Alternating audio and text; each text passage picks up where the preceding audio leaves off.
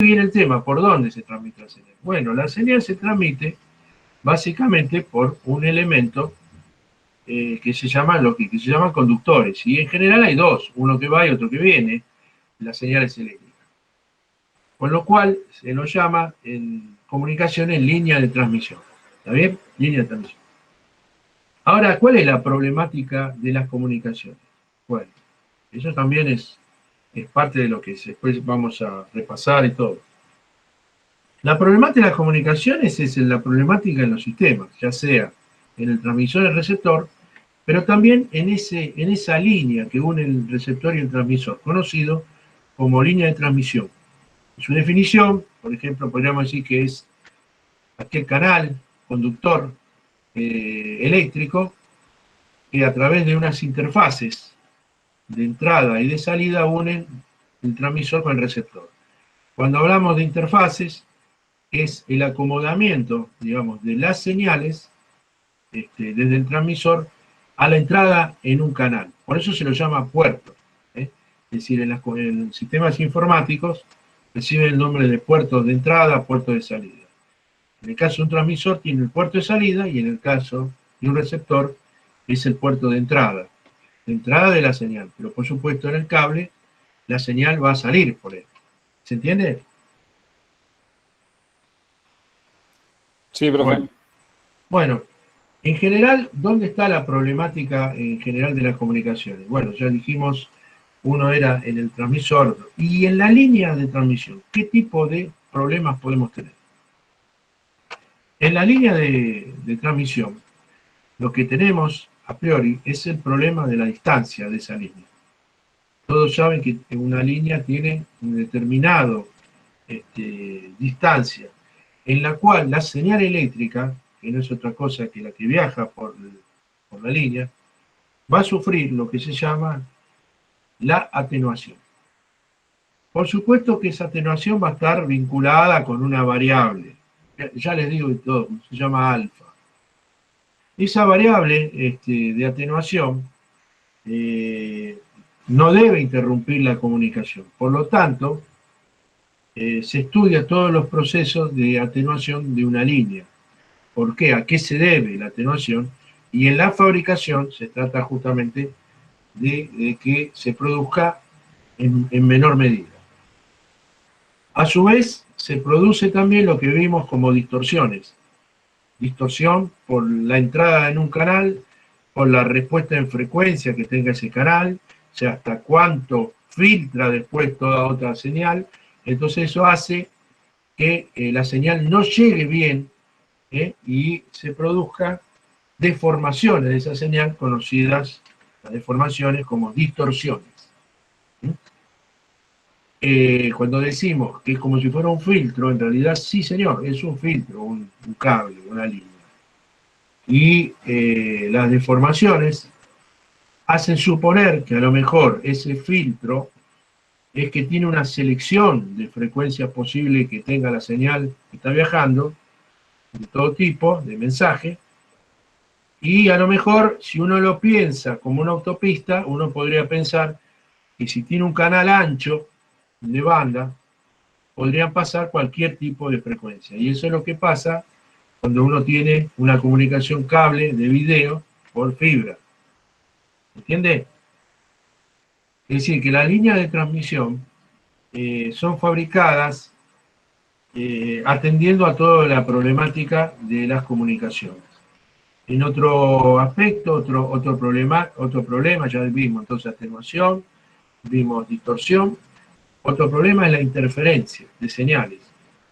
La interferencia se puede dar en el camino de la señal.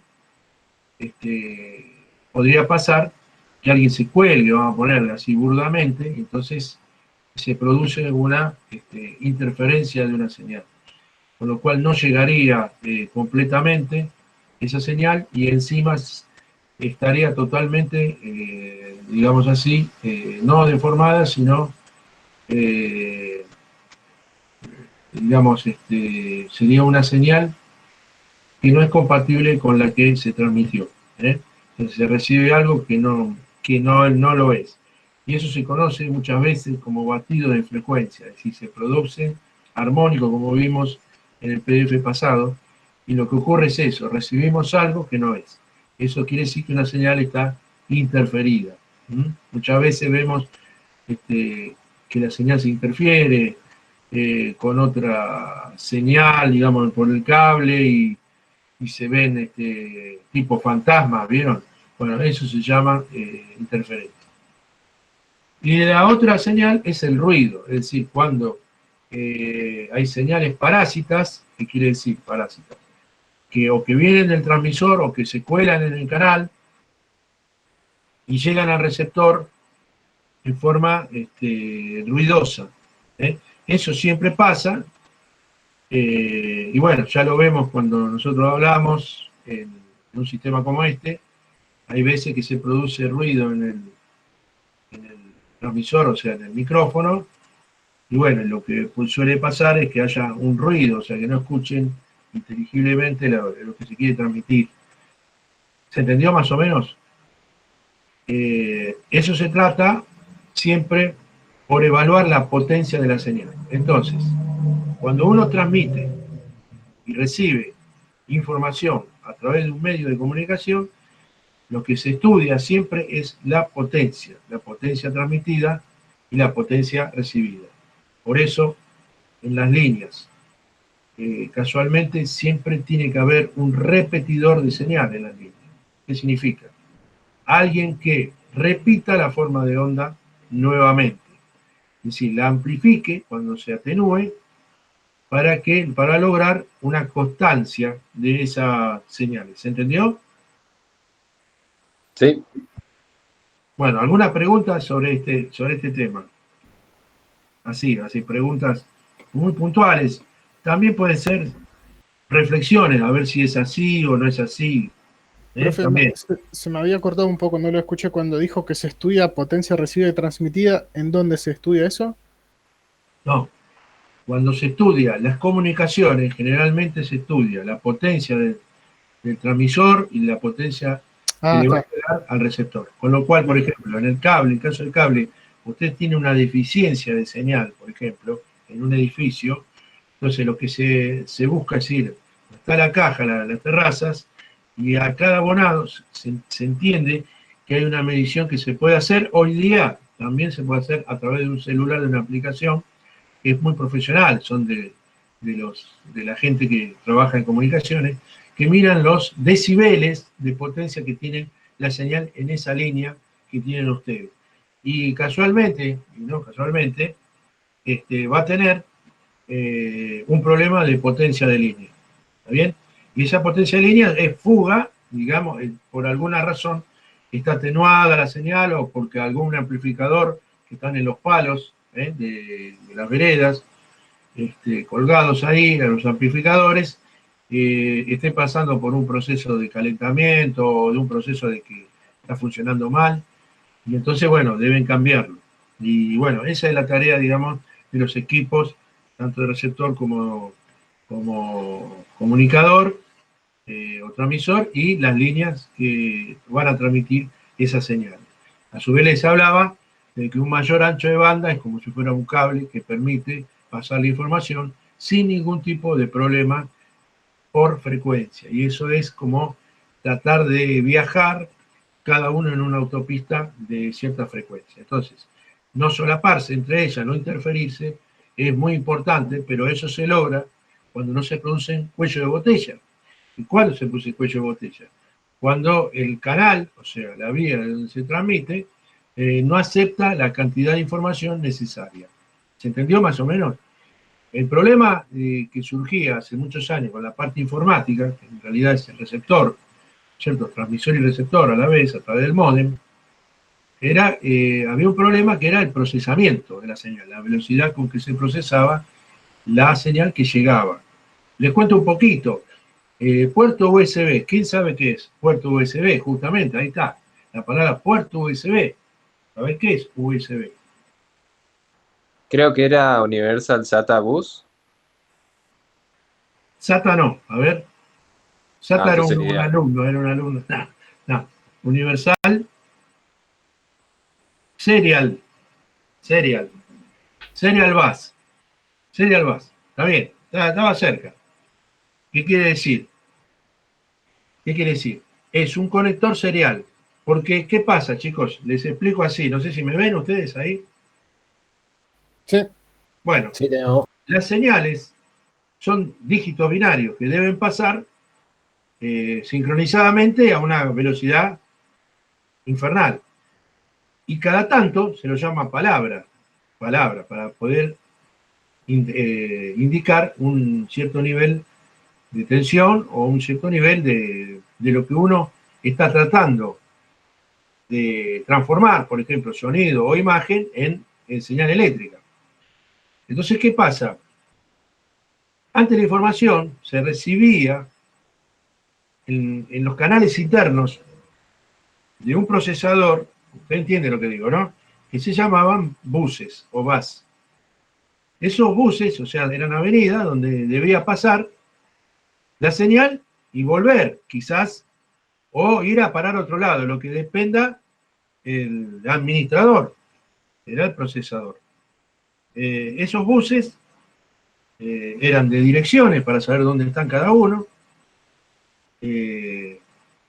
Uno eran de datos, ir a buscar los datos para ver qué hago con esos datos y cómo los proceso y cómo opero. Y después había un bus de control. O sea, eran 3 buses que tienen un microprocesador en un sistema informático. ¿Qué quiere decir? Quiere decir que toda la información la procesa y la vehiculiza, y entonces tiene que haber un guía, se transforma en un guía de tránsito. Tiene que ser un policía de tránsito mirando y controlando dónde va la información. Entonces, en definitiva, cuando eso era lento, el sistema informático era lento, a su vez la información más rápida que podía llegarle, los datos, eran en forma serial. ¿Qué quiere decir? Por ejemplo, le pasaba 1, un 0, un 1, un 0, a esta velocidad. A esta velocidad. Pero ¿qué pasa? Alguno pensó, ¿por qué en vez de pasar 8 veces así, pasamos los 8 en paralelo de una vez? ¿No está mal, sí o no? lógico. Claro. Y entonces el bus, digamos, los conectores seriales, que tenían pocos pines, pasaron a unos conectores enormes así, que se conocían como de puertos paralelos, conexión de puertos paralelos. Entonces los datos llegaban efectivamente de la misma manera, pero más rápido, porque ahora pasaban 8, 16, 24. Pero ¿qué pasa? Al evolucionar los procesadores se quedaban esperando procesar y le pedían mayor velocidad a la entrada de datos. ¿Me siguen? Entonces se creó una determinada forma tecnológica conocida como USB. Es una interfase que conecta serialmente, como al principio, pero con una velocidad espasmódica. Entonces, los puertos paralelos de las impresoras, de los escáneres y toda esa historia quedó definitivamente anulada. La velocidad que traía, ¿no es cierto?, por el canal y la velocidad de procesamiento se había emparejado y a la miércoles con todo. ¿Se entiende lo que digo? Y ya no se usa más los puertos paralelos. ¿Está bien? Sí, sí, sí. Bueno, el que conecta las impresoras viejas va a ver que tienen cosas más grandes, todo eso, bueno, se quitó. Y eso, bueno, eso son evoluciones de tipo informática. Pero digamos, el canal entonces es el medio por el cual se comunica, ¿no es cierto?, el transmisor y receptor a través de sus puertos. A través de sus puertos. Bueno, muy bien. Pero es una señal eléctrica. Y ahora, fíjense lo que les voy a detallar. Presten atención a la información esta. Yo tengo un generador eléctrico de electrotecnia, un generador, y acá tengo una carga. O sea, yo tengo un generador, tengo una carga y tengo una línea donde voy a transmitir mi energía. Que se llama conductores. O sea, un par de conductores. Tengo el generador que sería el transmisor, ¿está bien? Y el receptor es el que recibe la energía. ¿Estamos hasta ahí? ¿Cómo se llama ese sistema? Circuito eléctrico. ¿Qué es un circuito eléctrico? Volvamos otra vez lo mismo. El circuito eléctrico, ¿qué es? Es un sistema formado por un generador de electricidad, un receptor que se unen mediante un par de cables. ¿Está bien? La forma más sencilla de definir un circuito eléctrico, porque tiene que ser cerrado. ¿Está bien?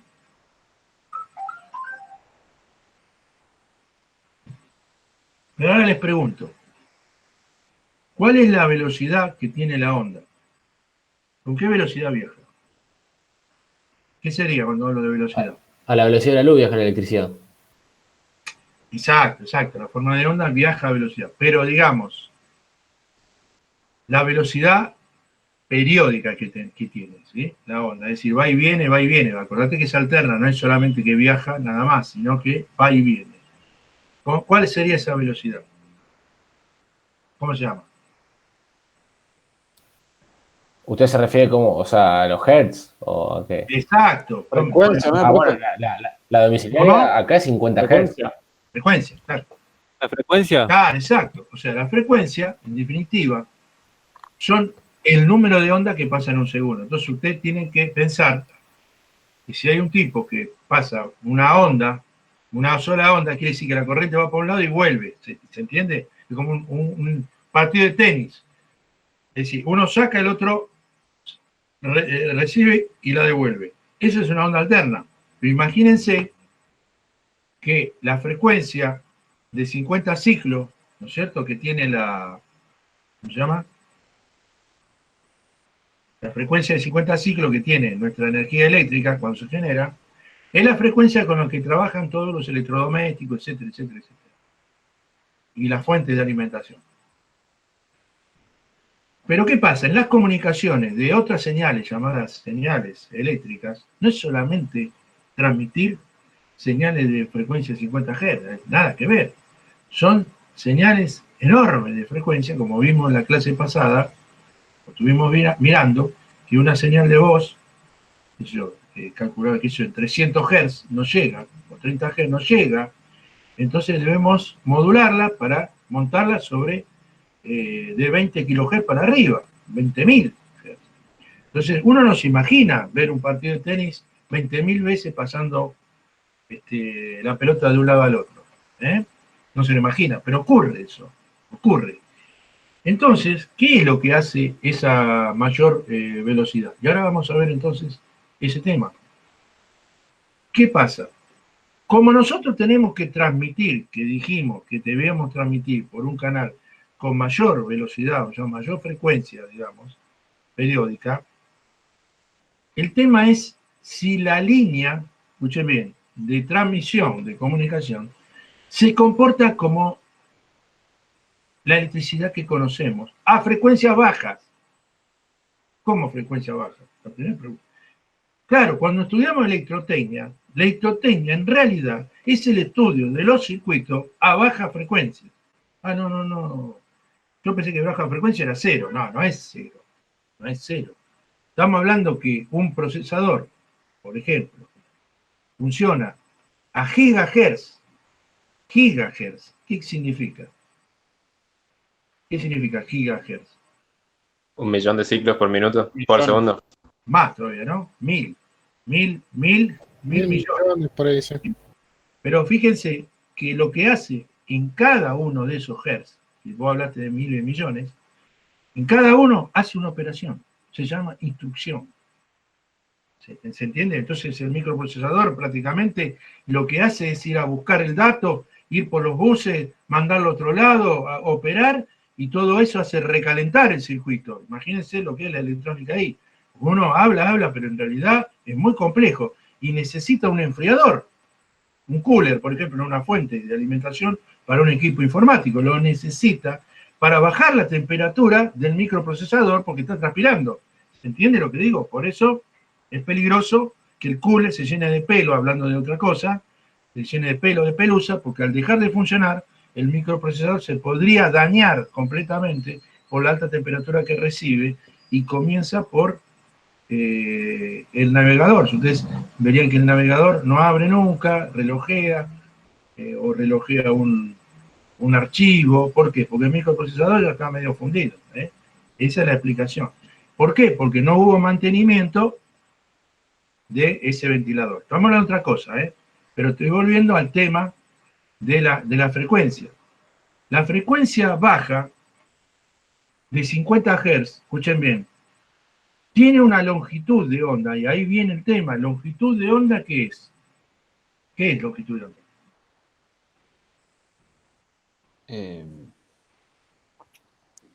¿Qué les parece a ustedes? Ustedes hacen una onda. Lo que tarda. No tarda, sino, ese sería el La periodo. distancia. Bien. La distancia en que recorre en un periodo, ponele. ¿Se entiende? ¿Está bien? Sí. O sea, lo que dijo, ¿cómo es? Sebastián, porque en realidad es como hablar de tiempo, pero no, cuando hablamos de longitud, se asocia ¿a qué? Se asocia a, Distancia. a la distancia de ese periodo en que tarda una sola onda. ¿Entendés lo que te digo, no? Entonces, a mayor frecuencia, la longitud disminuye. ¿Está bien? ¿Por qué? Porque los tiempos se acortan y vos recorres menos distancia. ¿Está bien hasta ahí? Sí. Entonces, hay una fórmula que ustedes la deberían saber, el año pasado, que dice que el producto de la longitud de onda por la frecuencia de una señal alterna es igual a la velocidad de la luz, que decía acá Pereira.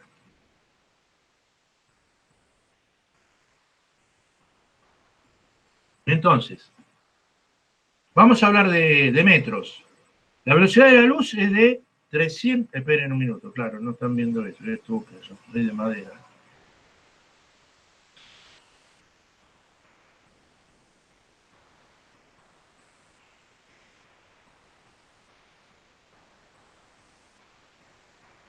¿Ahora la ven? La calculadora. Sí. Sí, sí, claramente. Alguien me dijo que quería el programa, no sé si lo encuentro, de esta no, ustedes no. Sí, profe, yo se lo había pedido, pero ya conseguí ya. ¿La tenés ya? Sí, sí, te la tengo, me pasó un Bárbaro, compañero, ¿es la gracias. misma? Entonces. ¿Es la misma? No, es una más avanzada, Ah, bueno, me sonaste. Bueno, así que mejor todavía. bueno pasame los votos. De una, después lo paso. Bueno, escuchá, bueno, se puede con el teclado también, ¿no? 300, ¿cuánto es la velocidad de la luz? A ver, vamos a empezar. 300.000 kilómetros por segundo. Perfecto. 300. Todo de acuerdo, 300.000 kilómetros. Un cohete, el Apolo 11 iba a 11, o se llama Apolo 11. El Apolo 11 iba a 11 kilómetros por segundo. 11 kilómetros por segundo. 1 kilómetro por segundo es hacer 10 cuadras en un segundo. 11 serían 110 cuadras en un segundo. 11. Esta es 300.000 kilómetros por segundo. Es una guarangada. 300.000 por 10 son 3 millones de cuadras por segundo. ¿Entienden? O sea, la velocidad de los fotones es impresionante. Entonces, pero si lo pasamos a metro, sería 3 por 10 a la 8. ¿Correcto? O sea, tendría 8 ceros. O sea, pongo 3, 6, 8. Acá tenemos 8 ceros. A ver si lo ven. ¿Está bien? Bueno, yo lo voy a dividir esa velocidad de la luz por la frecuencia. 50, ¿sí? Y cuando me dé, me va a dar la longitud de onda en metro. ¿Está correcto? Sí. Bueno, ahí. Agárrense, porque estos conceptos son muy simples, de lo más simple, pero nadie los estudió porque no está en el tema. Fíjense, ¿cuántos metros son? 6 millones. ¿Cuántos kilómetros son? A ver. 6.000. ¿Cuál es la distancia de acá a Mendoza? 1000 y pico. No sé, Buenos Aires. De Rosario son 900. Acá de Misión 1100, creo que son 1000. Bueno, ponele 1000, ¿no? O sea, 1000. Son 6.000.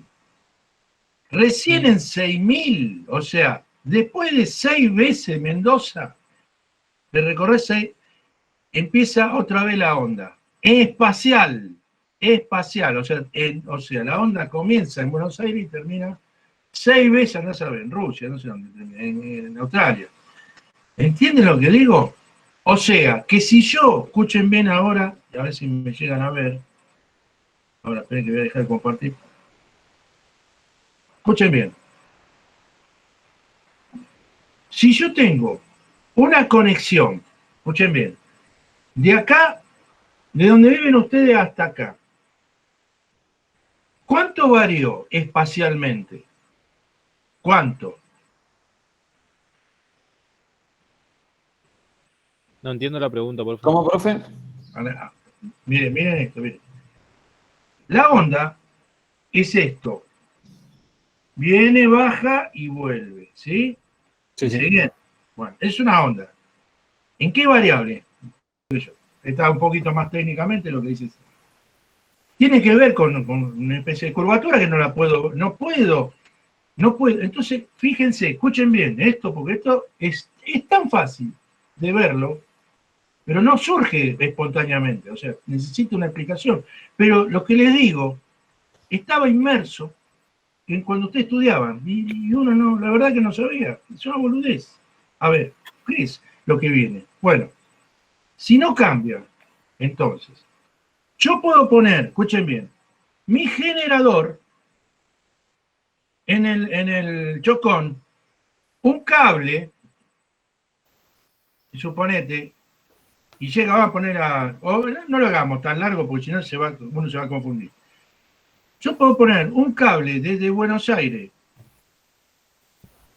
o de tu casa, ponele, un cable. O de Misiones, profe, que tenemos la represa allá arriba, en Misiones. No, pero no importa eso. Pero ponele, sí, Misiones, pero ponele, vos enchufás algo en tu casa. Lo enchufás y alargás y salís por la puerta, porque tenés que taladrar no sé qué miércoles, en el frente. Haces, no sé, 50 metros. ¿Me seguís? Muy bien. Yo te pregunto a vos, ¿cambió en valor distancia la onda de 50 Hz, por lo que estuvimos hablando? ¿Depende de la distancia? Buena pregunta, ¿depende de la distancia la onda eléctrica, en ese caso, de la distancia depende? No, lo que podría cambiar es la potencia, ¿no? O sea, en el tiempo cambia, bárbaro. En el tiempo estamos de acuerdo que cambia, pero en la distancia, como vimos en la longitud de onda, ¿no? Longitud de onda. Según esa longitud de onda de 50 Hz, ¿va a cambiar algo en 100 metros? No.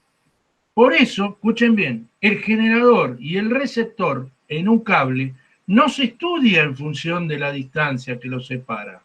¿Ah, no? No. Y por eso, escuchen bien, el aparato se lo reconoce con un valor. ¿Qué valor? R. ¿Y R dónde está? No importa. Va a tener caída de tensión, todo lo que vos quieras, ¿sí? Pero no va a cambiar espacialmente si yo lo conecto. A ver si se entiende. El televisor se lo conecto en la pieza o lo conecto en el living, por un cable. No va a cambiar las señales. ¿Me siguen? Pero ¿qué pasa si yo aumento la frecuencia? Si yo comienzo a aumentar la frecuencia porque necesito transmitirla nuevamente, modularla, necesito subir la frecuencia, va a haber un compromiso de esas distancias. A ver si se entiende. Entonces va a llegar un momento que si yo quiero transmitir a, no sé, megahertz, ¿qué va a pasar con las distancias?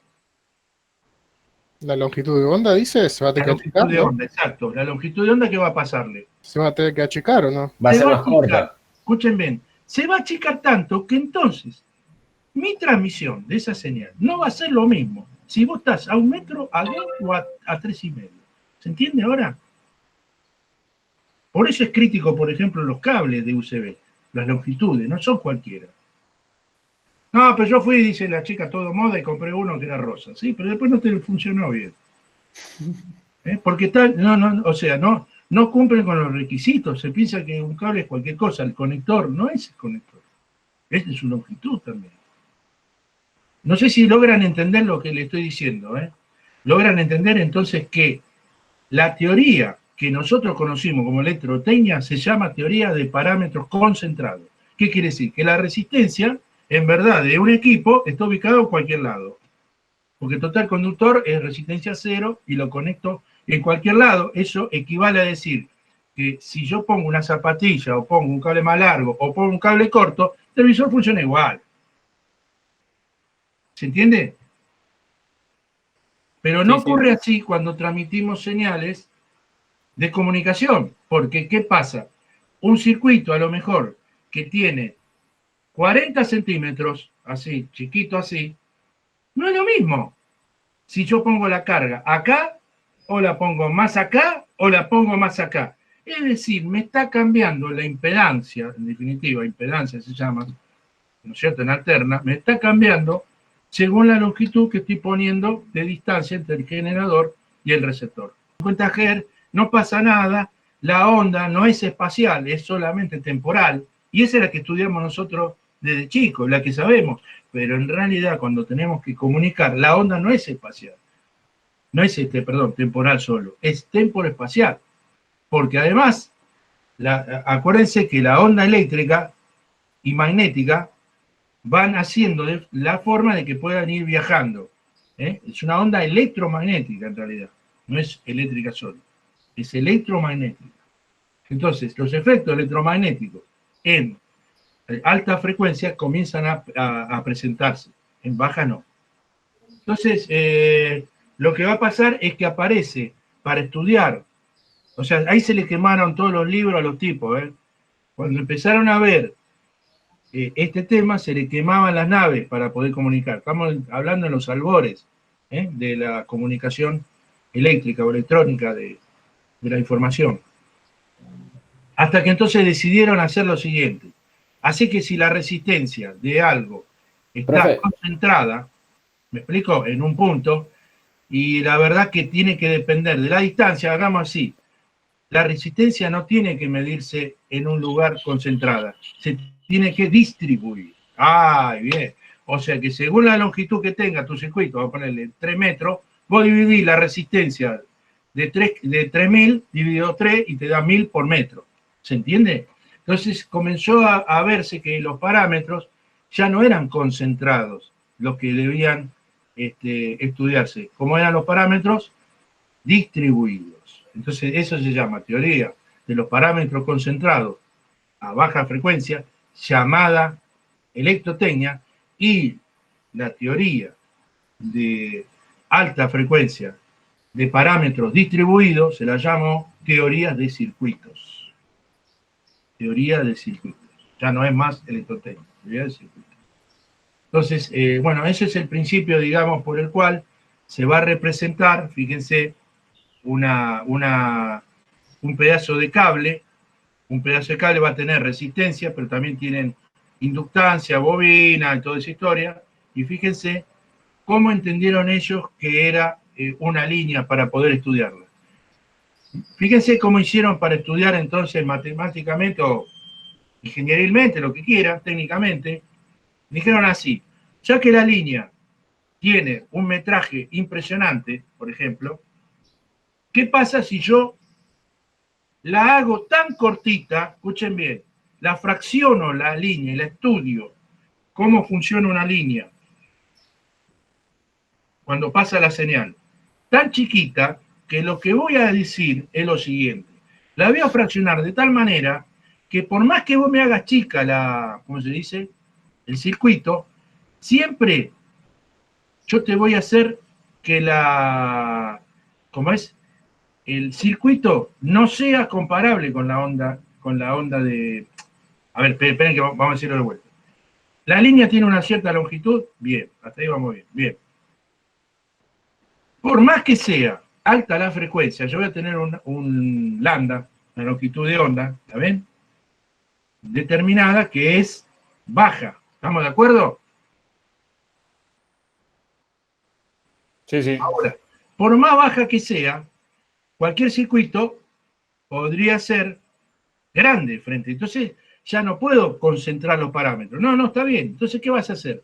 La línea la voy a dividir en partecitas tan chiquitas que vos no me vas a poder decir que no es más chica que tu longitud de onda. Por más que la quieras hacer baja, aumentame vos la frecuencia que sea. Aumentale la frecuencia, aumentámela demasiado, pero esa longitud baja es mucho mayor todavía. ¿Cómo? ¿Qué? Que lo que yo voy a estudiar como línea, un pedacito de estudiar. Y esa forma de representar hizo, escuchen bien, que se pueda aplicar la electrotecnia en la teoría del circuito.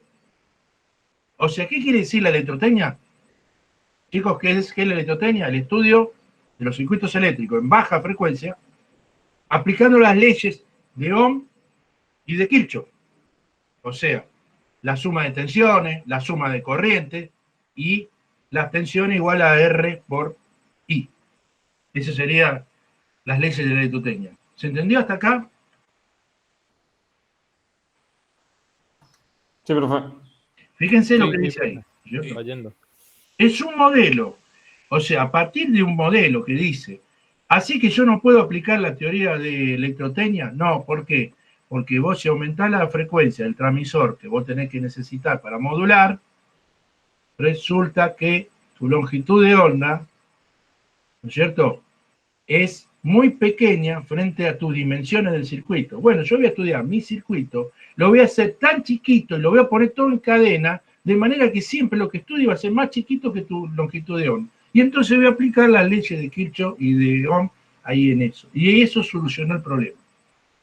Ahora bien, cada uno de estos cuadripolos, se llama cuadripolo porque tiene 4 polos, 2 de entrada y 2 de salida, está representado en una línea de transmisión, cuando la onda avanza, poniendo un impedimento, que es R, ¿por qué se pone R por delta Z? A ver, ¿quién sabe?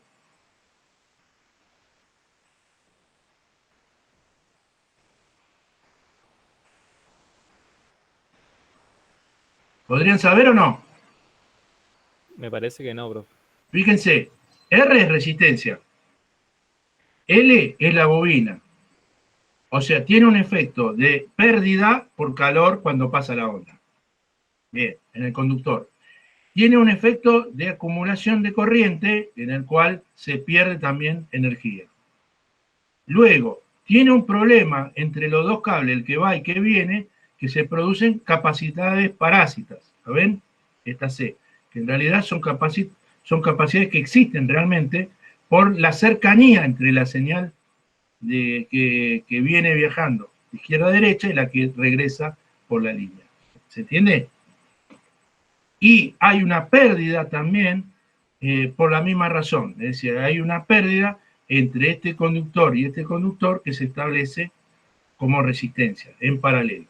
Es decir, hay 2 resistencias, una en serie, otra en paralelo, un efecto bobina serie y un efecto capacitor en paralelo.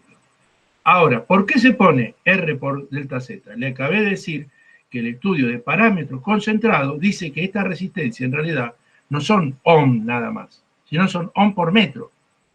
Ahora resulta que si lo multiplico por milésima de metro, lo mismo, tengo una resistencia de este rectángulo, de cualquiera de ellos. Lo mismo pasa con la longitud al multiplicarla, lo mismo pasa con la conductancia y lo mismo pasa con la capacitancia. ¿Está bien? ¿Entendieron? Sí, sí. Bueno, ¿esto qué es? Esto es un modelo, o sea, ¿qué es esto? ¿Firulete? ¿Qué es? ¿Un fideo moño? No, un fideo rulo, no. Esto es la interpretación de que cuando vos conectás un coaxil o una línea bifilar de antena, de la vieja, lo que sea, una conexión alámbrica, tenés que modelizar frente a la señal qué se está oponiendo. Y el problema era que no podíamos poner una resistencia fija.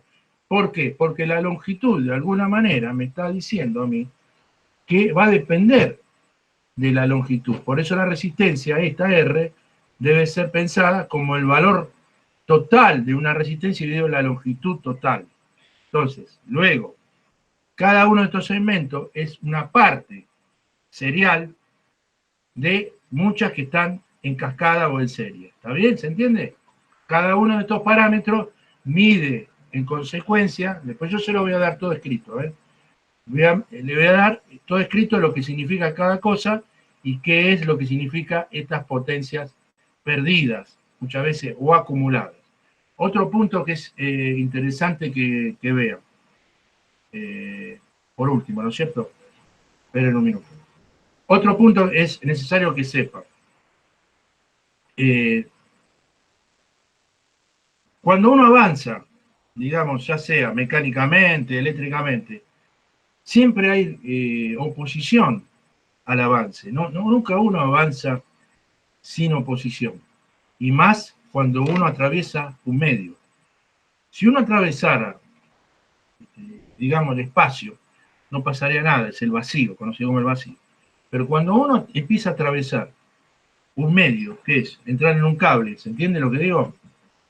¿Qué es lo que va a pasar cuando uno entra a un cable? Va a haber resistencias. Si estamos hablando de onda electromagnética, lógicamente va a haber una resistencia de serie y otra en paralelo. Siempre va a haber. Siempre hay algo que se opone al camino y otra que se bifurca. ¿Se entiende hasta acá? Bueno.